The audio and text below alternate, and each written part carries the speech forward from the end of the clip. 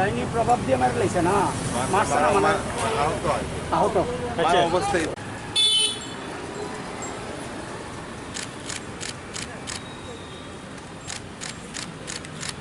আমরা এর মধ্যে আমাদের পশ্চিম ত্রিপুরা জেলার এসপি সুবর্ণ পুলিশের দেখা করেছি।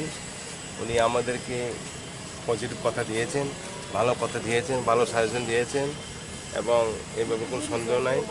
গত 29শে মে সন্ধ্যা আনুমানিক 7:30টায় চম্পকনগর 3 গ্রাম কপড়াপাড়ায় একটা ডাইনি অপবাদ দিয়ে একজন মহিলাকে মারধর করেছিল। মৃত্যুপথে ফেলে দেওয়ার পর তৎকালে কেউ ছিল না, উনি হলো বিধবা মহিলা, ওনার ছেলে অবস্থায় থাকেন, মেয়ে বিয়ে দিয়েছেন, মেয়ে অন্যখানে থাকেন।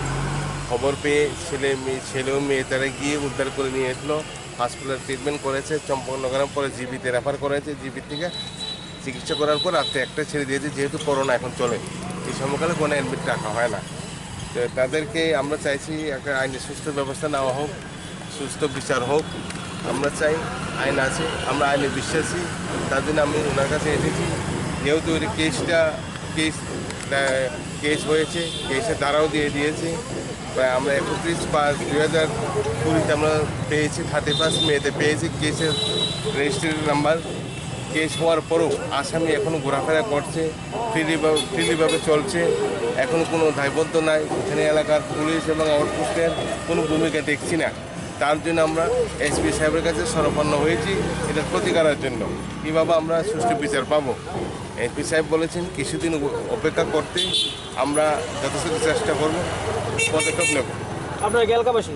হ্যাঁ, আমরা এলাকাবাসী। কতজনের বিরুদ্ধে মামলা হয়েছে? 11 জনের বিরুদ্ধে মামলা হয়েছে। তার বাড়িটা কোন জায়গায়?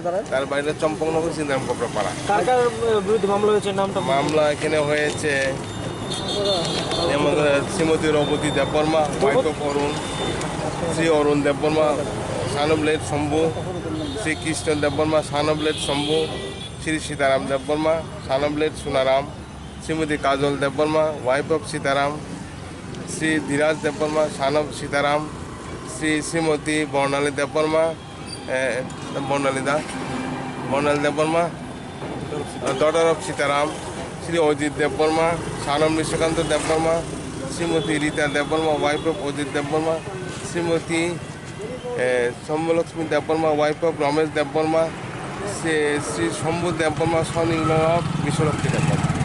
ঘটনাটা কবে হয়েছিল? ঘটনা হয়েছে 29শে মে সন্ধ্যা আনুমানিক 7:30 ঘটিকায়। মহিলার নাম কি? মহিলার নাম ফুলকুমারী দেববর্মা। আপনার নাম? হ্যাঁ, আপনার নাম? আমার নাম বিভূতি দেববর্মা।